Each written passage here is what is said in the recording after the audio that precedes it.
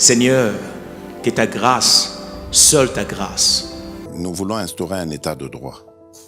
Et dans un état de droit, il y a une justice indépendante. Ce n'est pas à l'individu Félix Tshisekedi de commencer à faire justice.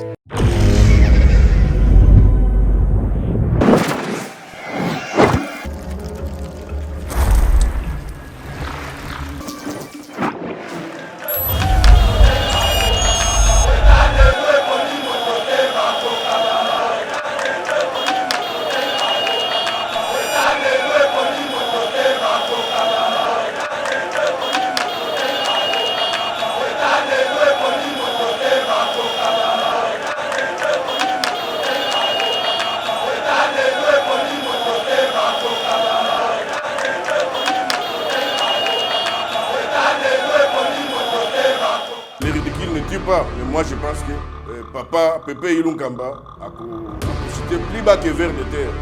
A vous allez ridiculiser et a copié ma place ouana na honneur mon côté. Donc ayaki naye pour nous servir un individu et pendant l'autorité morale na bango moko bazana kozanga koyeba babosani ke nulle part na république mon côté on va défiaka institution menene on va bengi président de la république et de circuit assemblée oyezali ko légitimer batunye soto mais nazo kamwa ke batuloko ba Sylvain Mutombo lelo bazawana na ebité ni na koloba ndekwana mais ezali soni et moi je pense que bazana même lignée la même vision na chef de l'état et Jean-Pierre Liaou il était dans mon équipe voilà ce qu'on a évacué un jeune intelligent mais à qui n'a boule moko boy oui c'est ça qui président Étienne Tshisekedi par rapport à la méthodologie de l'élite de Bissau tant que rejeter l'idée naïe non on va vous identifier que outaki côté boy mais tant que y a une union sacrée il y a que ozoyande soutenir vision na projet au chef de l'État pour Mboka et Liboso parce que il y a que le chef de l'État qui sera comptable et redevable vis-à-vis du peuple congolais en 2023. Seigneur, que ta grâce, seule ta grâce. Nous voulons instaurer un état de droit. Et dans un état de droit, il y a une justice indépendante.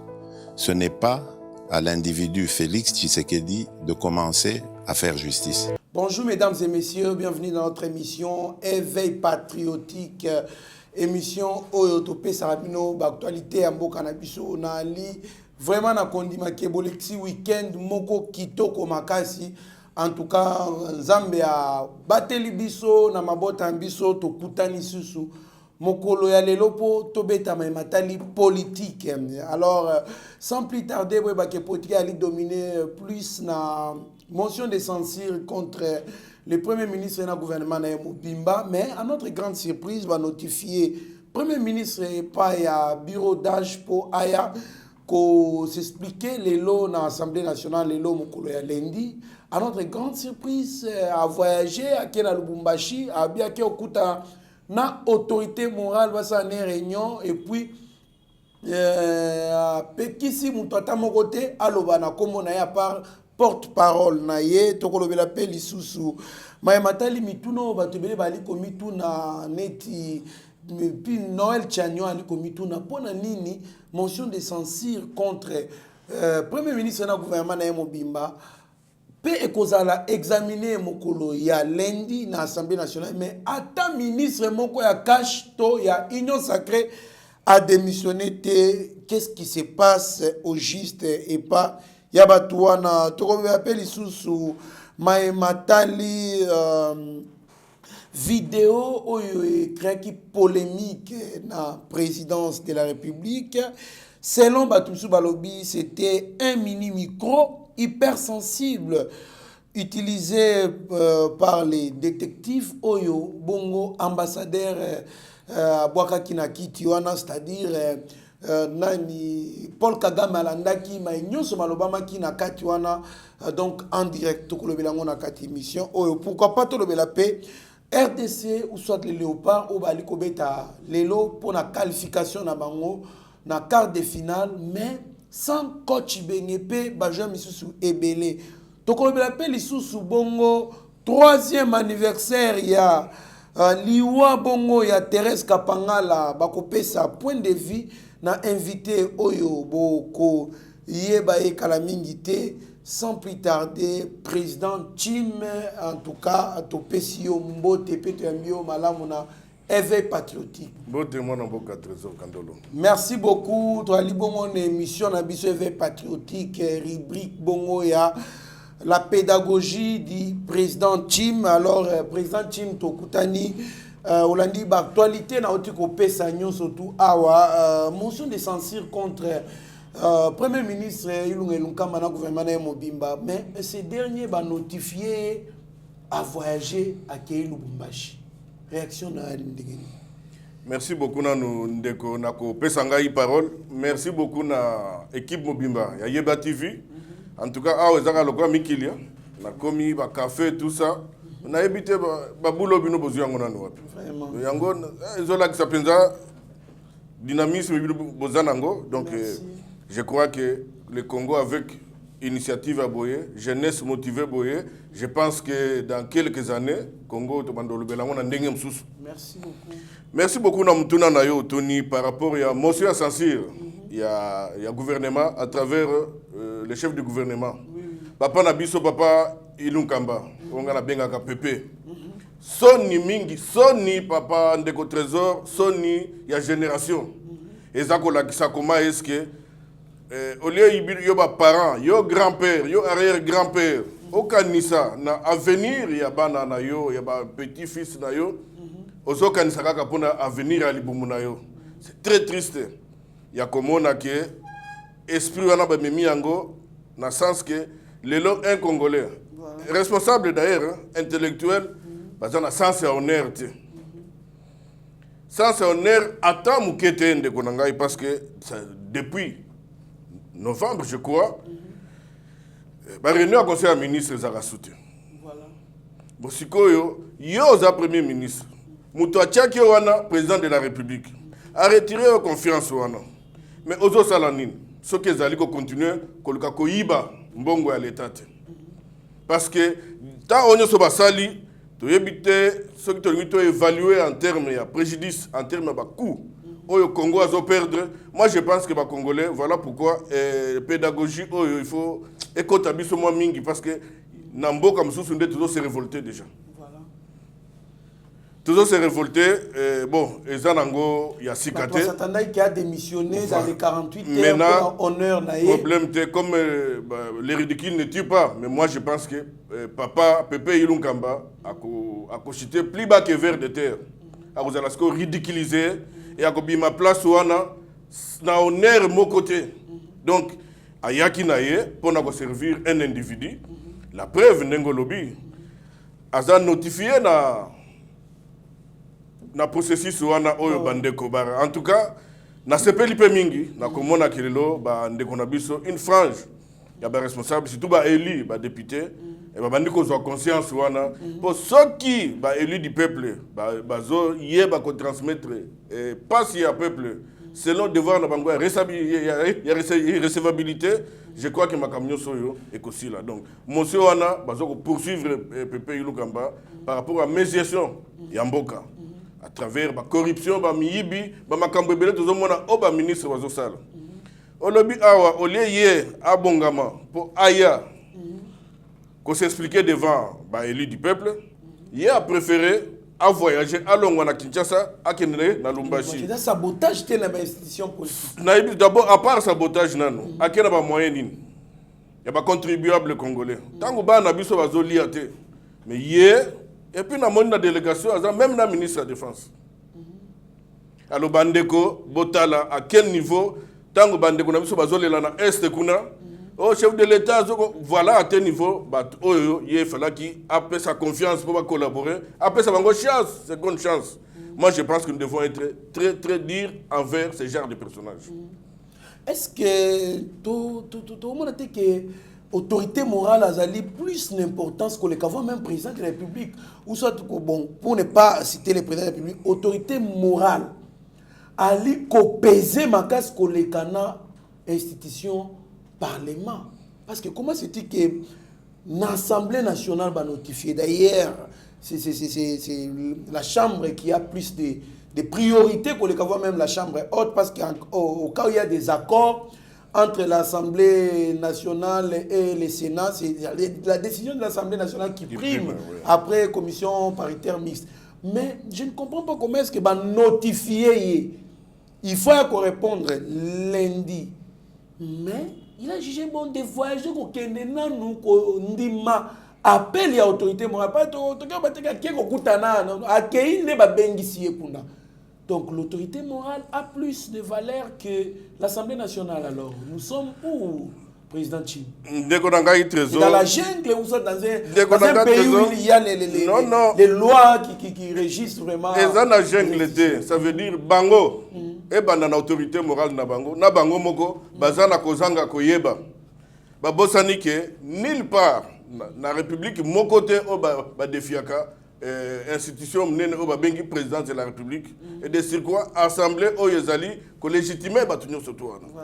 Donc accueilli, moi je pense que ceux qui autorité morale naie azala qui vraiment na sens et responsabilité alingaka ebisa que en tout cas bilia ki biso bikoki ne fût-ce que par élégance et puis par pour na souci na yé mon autorité morale il faut voilà moni à chaque fois à chaque jour azako pesa kanda na ba congolais azako pesa bango kanda.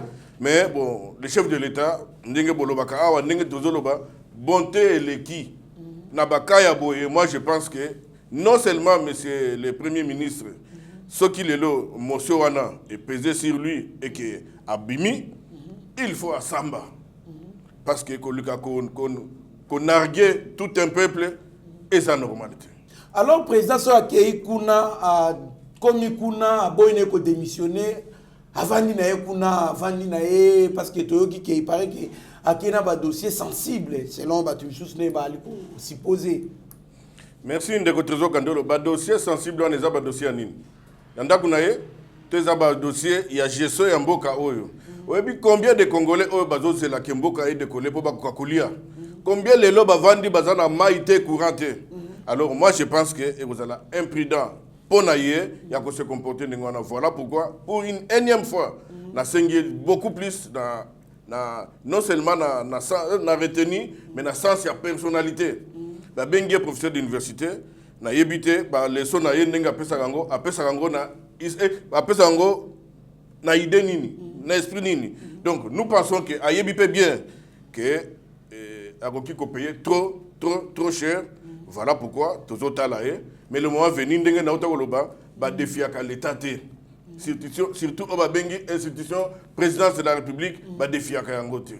Merci beaucoup, Président Chim. Et surtout, toi, qui insister que carrière, il y a professeur Ilunga Ilunkamba na benga ebongo, ils allaient vraiment mis en jeu, hein? Ils allaient mis en jeu puisque tant on a devant étudiants naé, à couper sa bango, leçon nini conseil na couper sa bango na bakaya boy.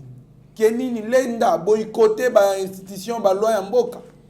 C'est ça la plus grande question que nous nous posons. Donc toi, na professeur Ilunga Ilunkamba, professeur Amukolo Makasi, azala na boanye belé pour na koye bandenge nini ako zoaba précaution pour abima molongi, c'est-à-dire na honneur à mounen abima par la grande porte que plutôt par la fenêtre, soit par la petite porte.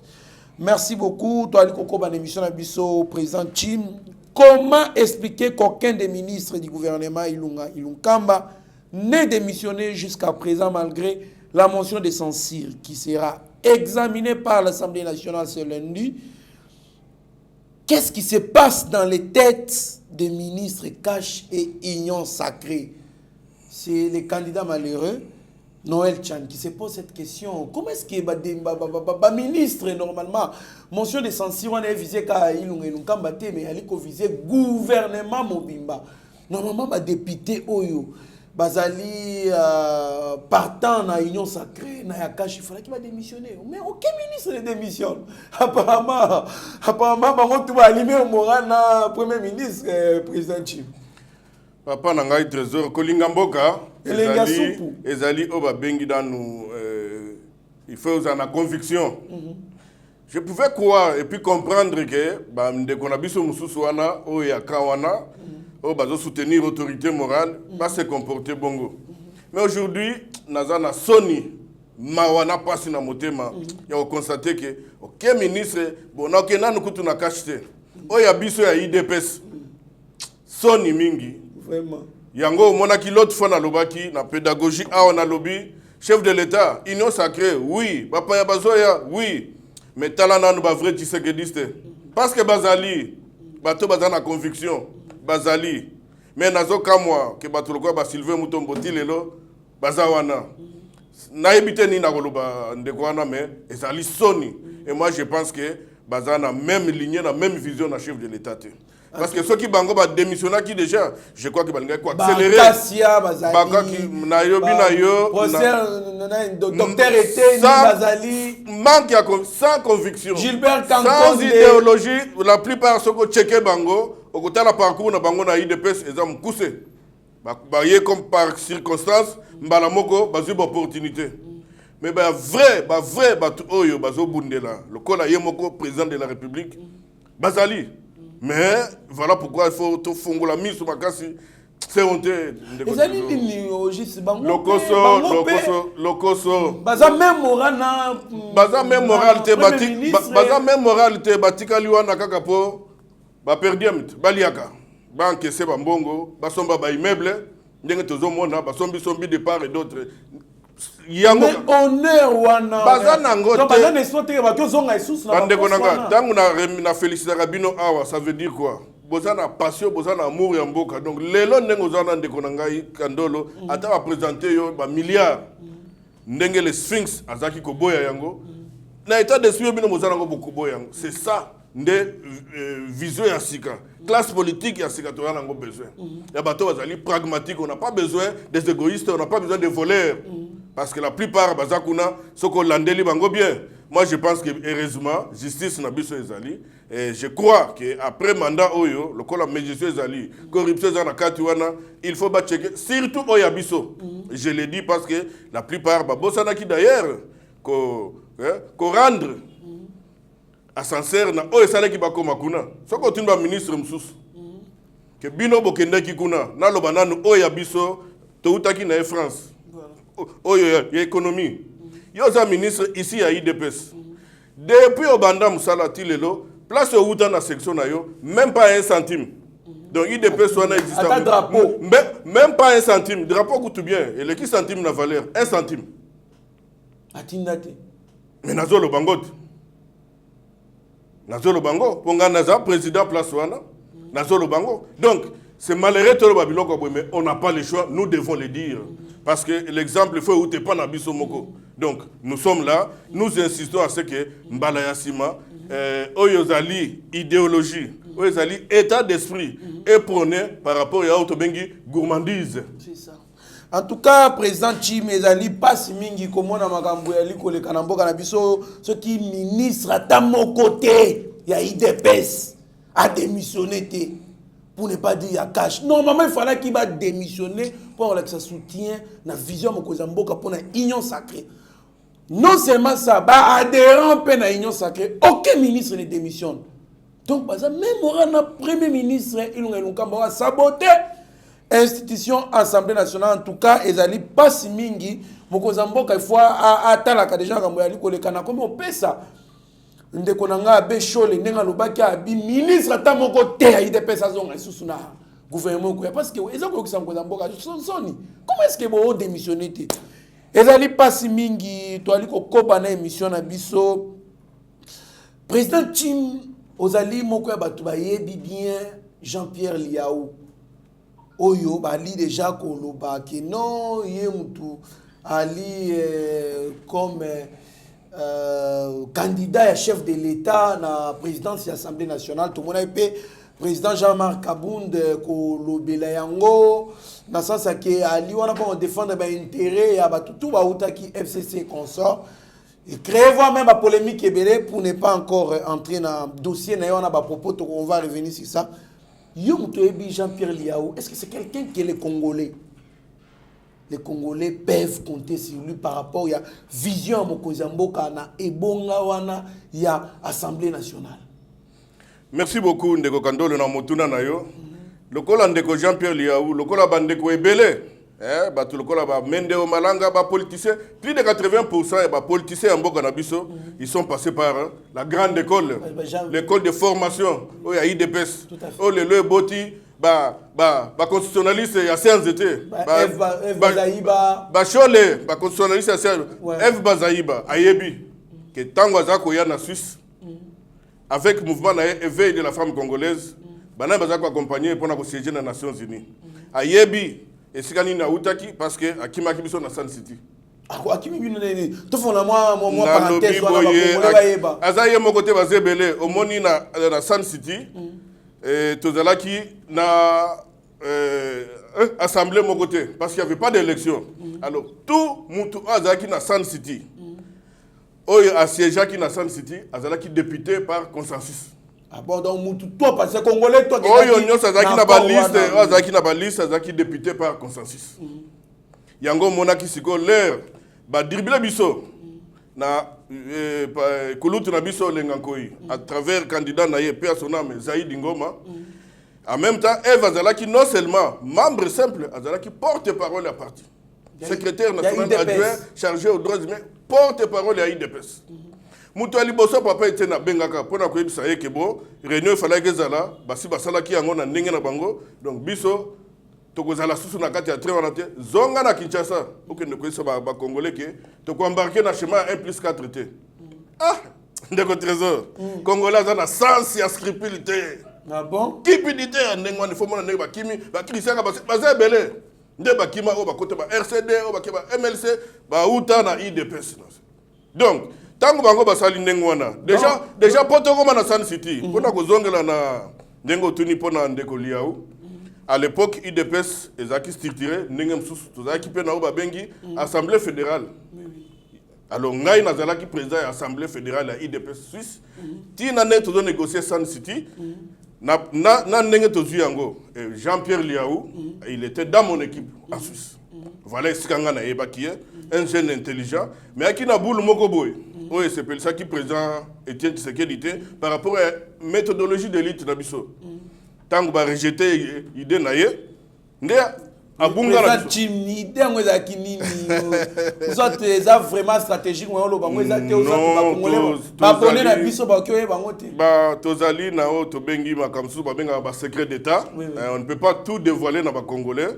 Mais c'est na yebaki un garçon dynamique. Courageux parce que ayaki na ba proposition wana et utaki pe musika et utaki na ba sénateur américain. Alors mon biso to ba non violent. Biso ce qui esprit à violence yé to ko tsaka ngote. Ya monaki papa Etienne le Sphinx des raisons mémoire a rejeté qui idée wana.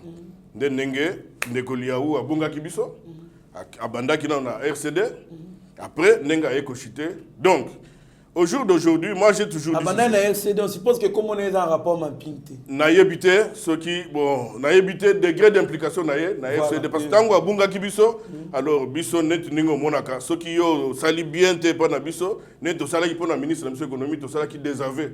Pona ko laksa ke pa yo kei, o komi yo moko électron libre, o ko engagé ni place aux zaki na biso te, ni parti.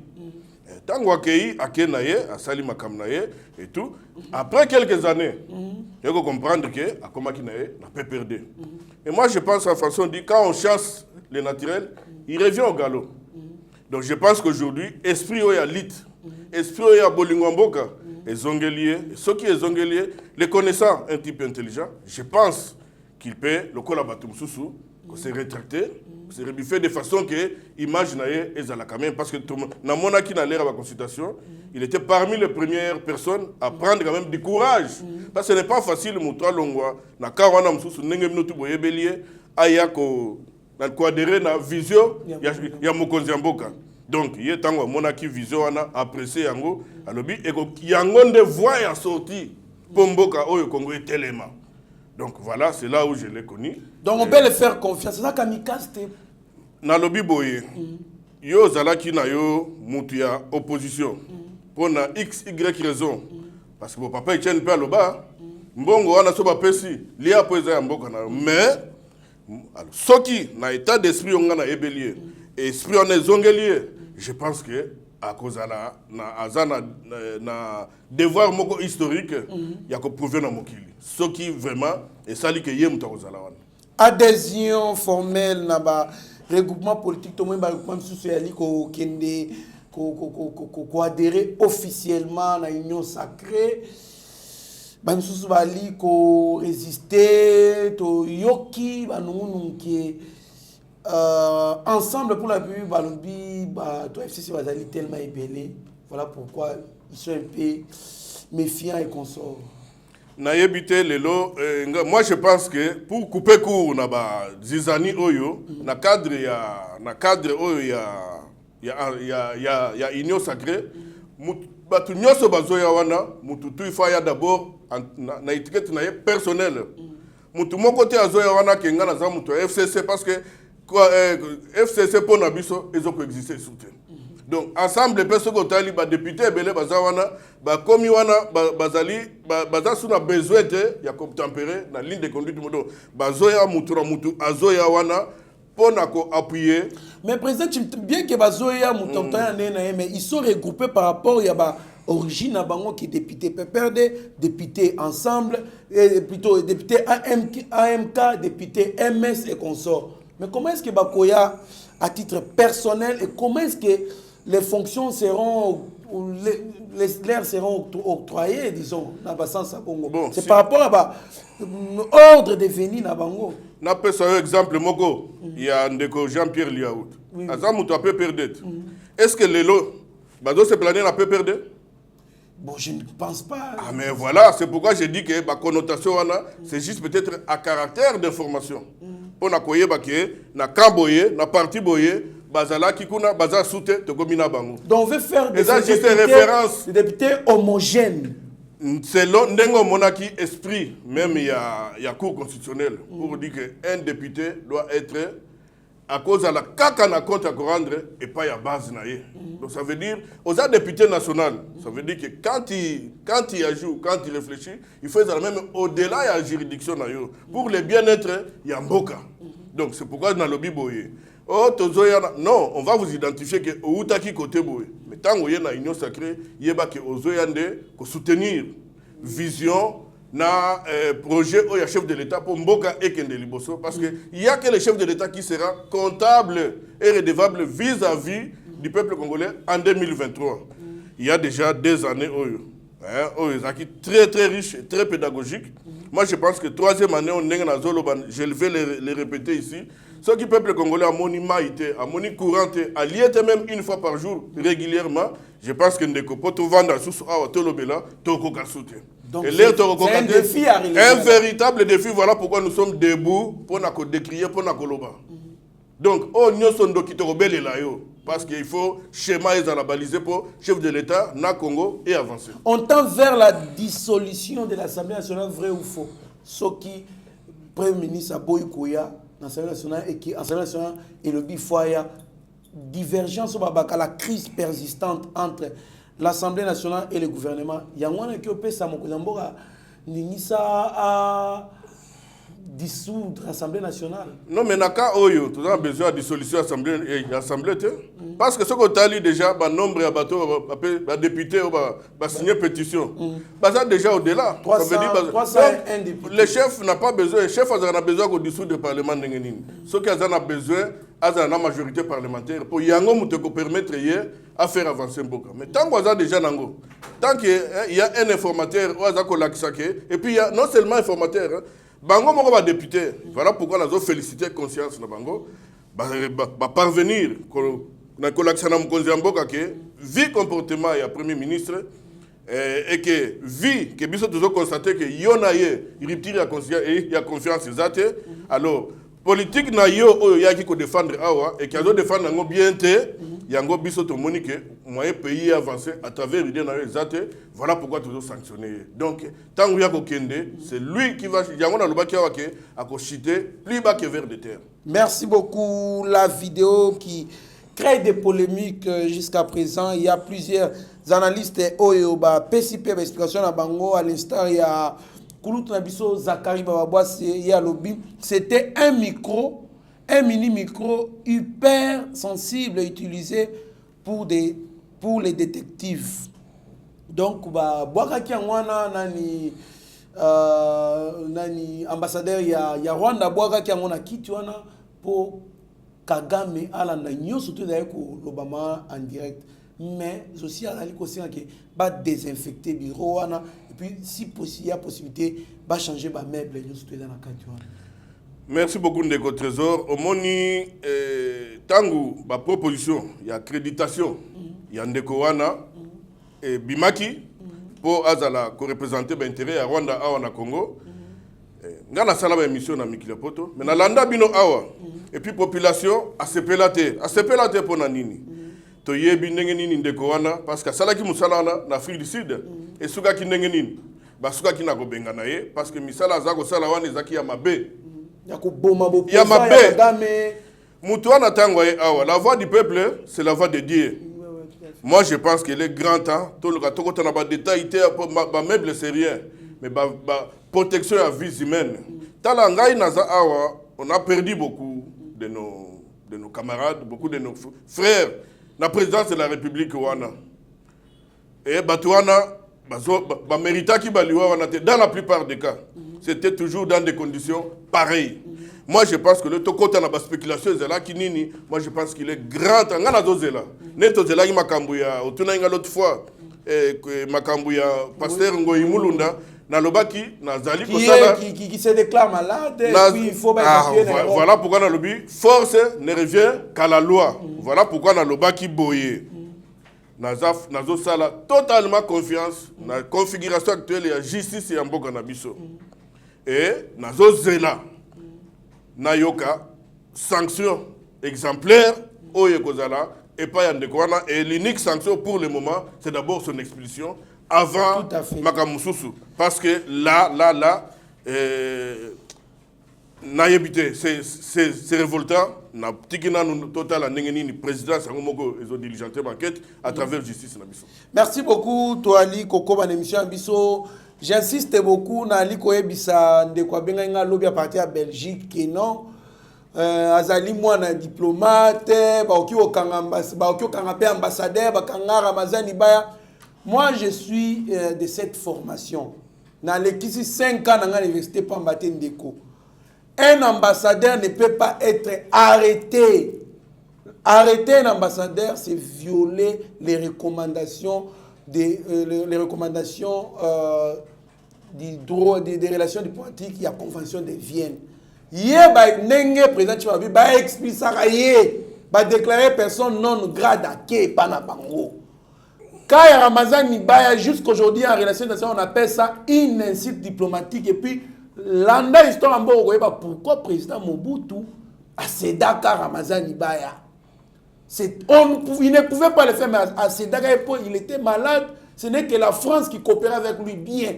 À Trékana, ami Moko, il fallait à livrer. Pourquoi? Puisque la population française va décider qu'il faut trouver ce chef pour la banami baléo à tout qui n'a mutuka. En tout cas, ayez vos apaisements. Si ce point-là, je vais expliquer, je vais même inviter le professeur Chilumba, il va venir, je suis en contact avec lui, il va venir, de sorte qu'il y a expliquer, mais très bien, on ne peut pas arrêter un diplomate. Il n'y a pas de prescription d'infraction commise pendant qu'il est en fonction. Là, rassurez-vous, nous devons conclure sur ce point-là, azaté. Nga moko déjà nazo soutenir yo na idée wana parce que c'est comme ça que ça se passe et ceux qui ezala ki bongote ndende ko Ramazani Baya akita territoire français. Voilà. Donc il y a quand on parle de la diplomatie ezama kambo ebele donc c'est tout un sujet oyo ndengo lobi oko bengisa professeur Chilumbai je crois que à côté na muzindo pour na éclairer population c'est ça aussi l'objectif il y a émission oyo. Voilà, merci beaucoup en tout cas président Tim pona idée idée moko kitoko makasi ya la pédagogie du président Tim Toali koko bana émission na biso surtout j'insiste kozala mwana diplomate et l'existe que otangi diplomatie. J'insiste beaucoup parce que ndeko asani singa makasi lobi na butu pour la émission to ça qui na Benjamin mwana suka. Président Tim, les propos de Jean-Marc Abound ou alobaki nombre de députés y a ensemble qui bazali kutu Soit ba sanksi bango ensemble na ya MSC ba ko quitter na nombre ba députés ya FCC. Ça crée toujours des polémiques moko sur le plan politique. Babi ne pouvait pas dire cela na place publique et qu'on sort et là qui ba secret ba cela qui entre bango comment il peut faire sortir ça et on les traite d'immatures. Réaction na ya lindengeni. Na habité tout quand il s'agit de l'IDPS amateurisme immaturité. Makamyo Samabe. Mais aujourd'hui, Benjamin Monasuka, nous avons démontrer le contraire. Donc, Nazolo Baboy Nabato, Bazo Lingako Sakana. IDPS Oyo, c'est un parti précurseur, Nakati Alit Oyo. Et tant que Tozo Bunda, Batebele Bazala Kiwanati. Et na IDPS Oyo, tu perdre Ebele. Et l'élo, la jeunesse la plus désœuvrée, Nakati RDC Awa, c'est soit les enfants, les petits-enfants, il y a tout les militants, il y a IDPS. Alors, les lots, to blagué, na combat autour sala parce que tant que Moindo Aleki, ça c'était normal. Moutalobeli en côté. Mais tant que c'est le président Jean-Marc qui parle en tant que responsable et à parti, dans le contexte actuel, non mais, Bazo se moquer dans la banane. Président Jean-Marc Alobakit, Bissot Alobakiawat. Pourquoi on en parle? Parce que nous devons sauver plus de 38 ans à l'IT au Yabiso. Tout à fait. Tout ça, l'IT pour la complaisance, pour la nengetolobaki, les commerçants, les boibaya, les accaparés dans l'IT. Et tant que tout là qui m'a cambo, dans le baki on a lobby, voilà pourquoi présence à présent Jean-Marc autour il y a des négociations et ça pour na kozala na moi lisu likolo à lisu parce que au jour d'aujourd'hui bando ki bazoya bato bazali ko bloquer biso même dernièrement na FCC. Ce sont les mêmes personnes qui bazoya bakobonga na ka li jour au lendemain. Moi je pense que bato na tane bazoya il faut bayana nous baza batala na nenge mboka ezobonga et puis na ba ambition na bango de mesurer et ça na mise de côté. Donc moi je dis ceci, le président Jean-Marc a fait totalement raison d'alerter. Parce qu'en français on dit qu'il dit mot consent. Comment est-ce que le président Jean-Marc Aboun, tel que Ngana Ebelier, a dit Makeno, Bino Boye, Boyaki Nanou, na proposition Moko Boye, Bokomi Kolunga proposition Msusu, entre-temps, Bozoé a dit une façon de masquer. À la Kisi Bango, Bilongi na Bango, n'a pas intention de na Bango Bazoya.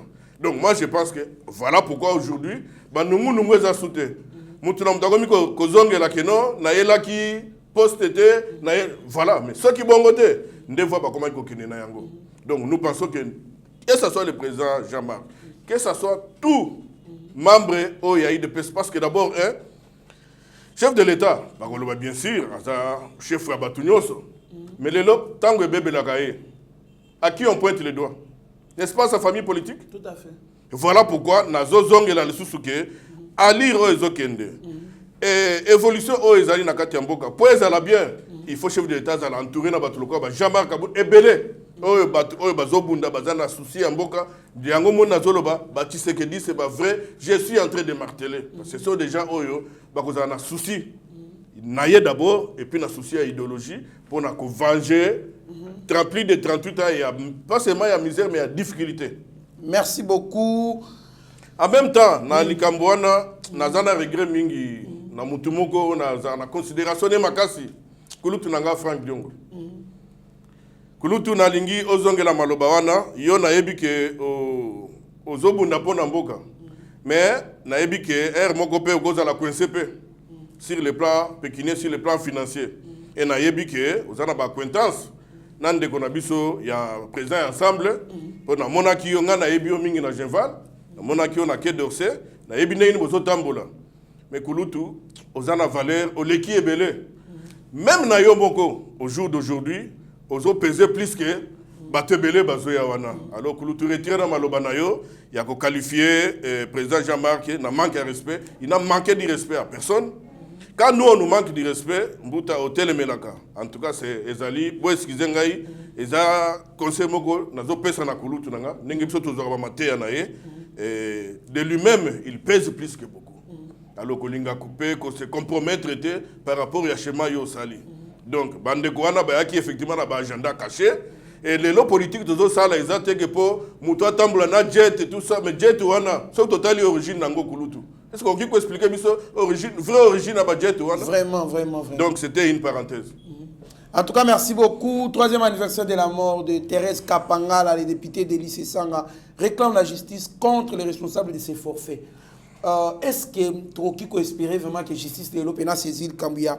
Thérèse Kapangala peut agir peu bateau, to peut zakaka n'engemona dossier à bah il dit qu'à peine babimi et si l'affaire musée c'était Ndeko Trésor Kandolo Namukolo ya c'est quoi j'étais samedi vendredi ou samedi nazaki bongo occasion ya okutana na secrétaire général ya parti secrétaire général Augustin Kabouya que je salue en passant et au dernier moment il fallait qu'il y ait une messe où ils ont organisé en mémoire il y a disparition à Thérèse Kapangala donc c'est parce que l'information est là quitté sinon nga mon groupe n'a qui n'a accompagné ba makambo eleki mais douleur oyo famille à Thérèse Kapangala esprit oyo Thérèse Kapangala a koufela nana ko compenser ngo na moya lelo nana ko bossa na yango na famille na ye biso oyo en tant que bato tozo bundela parce que lobi ko komela pe ko komela penga tout à fait donc tokoki ko zwangwa la légère ne bato zo à la légèreté c'est un changement c'est ezali déboulonnement oyo salema alors il faut zala na respect. Il faut vraiment un total respect, surtout à bateau bazo tomber pour la cause de mboka oyo. Bateau belé baza vaquer na occupation na bango. Mais talabiso, tozo vanda, tozo kanisa. Qu'est-ce que nous pouvons apporter pour que ce pays alors un peu de respect? Moi je pense que il y a pas que Thérèse Kapangala. La liste est exhaustive tellement que tokotangate. Moi je pense que procès nyoso tout makamu nyoso le kaki ya mabe na mboka oyo il faut ba procès d'angoisse seulement il faut ba vérité akosala matanga te imagine toi siko ba génération combien koleka so bozo sala matanga ya mutu na bino moko arrière grand-père na bino akufa te donc pas si wana il faut ba congolais ba comprendre que et ko comme la kaka famille XYT donc il faut tous à la prudence. Moi je pense que avec l'actuelle configuration de la justice j'ai confiance. Merci beaucoup. Un mot sur les Léopards qui jouent sans leur coach principal, Florent Ibenge, et je pense 11 joueurs au bas des cartes. Il paraît, ça reste à vérifier, il paraît que gardien peu en bas qui match Tobeta qui c'est quelle équipe encore na Libye, Yepé, Azali, testé positif na Covid-19, na des autres joueurs, à savoir entre Mika ou soit problème exact si on a habité le président Covid-19 kaka joueur na biso pas la RDC est l'équipe la plus touchée na Covid-19 kaka RDC ne mutu ba maladie wana ou soit ezali na agenda caché moko bali ko sa po ba affaiblir biso davantage. Perdre un match. Et puis vous allez donner votre pronostic à propos du match. Ndeko Trésor, tant que déjà Bissomoko, Bana Congo Tozo Linganate. Au lieu de tout ça, que tout ça n'a pas pays avancé. Non, non, FCC, autorité morale, n'est pas respecter Bisso. Comment tu peux se plaindre tant que tu dois subir l'injustice, tant que ici, Bissomoko tu es capable de faire la bonne bilongité. Donc, je pense que quel que soit Bakambouana, voilà pourquoi, et l'oko Salabiso, ils allaient état d'esprit, le mental. Je demande, Léopard Nabiso, Nenge Balakisa Kibiso, parce que dans le match à Libye, coach Azalakite. Oui. Donc, Nenge Balakisa qui esprit wana, il y a égaliser, à quelques secondes près, il y a fait un match. Moi, je pense que, tant que sélectionner, on a une liste. Ça veut dire que vous allez capables, vous allez valables. Ce qui vous créer un esprit qu'on a que nous défendre Mboka. En tout cas, esprit en Esimba parce que vous allez na soutien. Il y a des Congolais, soutien, il y a des millimos Congolais. Vous avez besoin quand même que les Congolais aient ce bénéfice à travers Zela Motopé. Donc, pour Nangaï, ils vont valablement défendre le pays. Vous pronostiquez match à l'élo contre Niger. En tout cas, nous avons match parce que dans la plupart, on n'avait pas de professionnels. Et Beteli wana soki ebeti lelo toko gagner même 1-0. Merci beaucoup. Tu as gagné 1-0. Bah, image Ali Kotikala. Tu vois, parce que président Jim a alipé. Melo Kwanzambe. Vraiment. Melo Kwanzambe. Tu as gagné 1-0. Coup de chapeau à nos léopards. En tout cas, allez-y. Nous sommes derrière vous. Nous allons vous soutenir. Tina Souka. Un mot sur cette question. 24 janvier 2019, 24 janvier 2021. 2 ans de Félix Tshisekedi au pouvoir. Qu'est-ce qui a changé? Les pays avancent-ils? En un mot. Et puis on clôt l'émission. Merci beaucoup. Des années, il y a pouvoir, il y a président Félix Tshisekedi. Et ça dit des années, moko, presque comme il y a mystère. Aujourd'hui, Batuming Bakolobakeno, pays avancé, président Salé le côté. Pourquoi? Parce que Congolais, courant ya passi, binomoko on a yeba TV. Groupe. Tout le temps qu'on somba carburant et tout. Donc voilà. Donc, des années Oyo, et Zali, des années Moko, on a bengi très pédagogique. Très pédagogique dans le sens nini. C'est-à-dire qu'il y a un système Moko Zaki na kati mboka Oyo, autre bundisati lelo. Mais ne fils que pour na ko banda ko déboulonner système Oyo, Congolais Moko te imagina que le président Félix na leadership na ye, na sagesse na bonya na ye, a okaki ko mema biso na niveau tozalelo. Donc dans ce pays-là, lelo au jour d'aujourd'hui, tu es comme on a que Moutaoki peut s'exprimer peu librement, parce qu'on inquiété était. Moutaoki ne vendre sur libanda te kenga moyena zonga na mboka nanga ezate. Bana lelo bazoki de classe malgré ba difficulté. Ya na ba kale ya miyibi. O tolobi ba dirigeant na biso parce que lelo ba komi ko interpeller même batu oyo bazaki censé ko accompagner gratuité bana papa. Ozo bloquer bana ya batu pour batanga te. Na o bloquer bango, na obomo bango physiquement. Tout ça pour Nini, pour que le président Félix a aussi de l'autre côté. Les autres doivent comprendre qu'il y a même des écoles, plus de 19 000 écoles qui ont été créées sciemment. Sciemment pour détourner Bambongo, il fallait pas foutre la question par rapport à la gratuité de l'enseignement.